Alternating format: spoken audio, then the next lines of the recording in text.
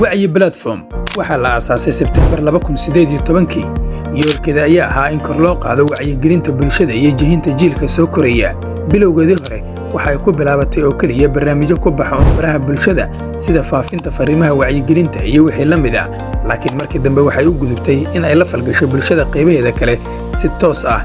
Wacyi platform waxa ay qabatay dood cilmiyeedyo kuwaas oo lagu lafagurayay arrimaha bulshada iyo baahiyaadka taabanaya laguna jihinayay wacyiga diiradana lagu saarayay sida xaaladaha jira ee qaldan loo sixi karo iyo sidii loo soo nooleyn lahaa sooyaalkii wanaagsan ee bulshadu ay lahayd ee waqtiga iyo waayuhu ay la tageen.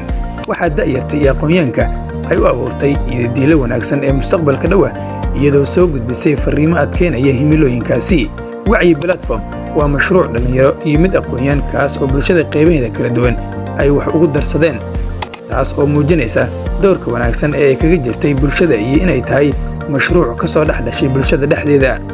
waxaa xusid mudan in wacyi platform ay da'yarta ku nool magaalada Baydhabo ay u qabatay olole wacyigelineed kaas oo wada gaaray dhammaanba madaarista magaalada ku yaala si loo dhiso baraarug da'yarta dhankooda ah. sidoo kale wacyi platform waxay muddo 2 sano ay qabatay abaalmarin sanadeed taas oo lagu maamuusayay haldoorka bulshada u soo adeegay waqtiyadii adkaa sida macallimiinta, hay'adaha waxbarashada, kuwa caafimaadka, shaqaalaha caafimaadka, culimada, abwaanada iyo cid walba oo bulshada wax ku darsatay muddooyinkii adkaa. wacyi platform waxa ay yeelashay barnaamij aad wacyiga bulshada wax badan uga bedelay kaas oo la magac baxay madasha Jimco oo Jimco walba la qabto, waxaana fadhiyadiisu ay dhaafeen 30 kuwaas oo lagu casuumay haldoorka bulshada, aqoonyaanka dal iyo dibadba, barofesoro iyo culimo. waa barnaamij kulmiyay bulshada iyo maanshiilka si ay aqoon iyo ogaalba u wada wadaagaan. wacyi platform waxa ay ku leedahay baraha bulshada akoonna laga heli karo dhammaanba barnaamijyada ay soo qabatay ayna ka faa'iideysan karaan cid walba oo booqata. walaal taageer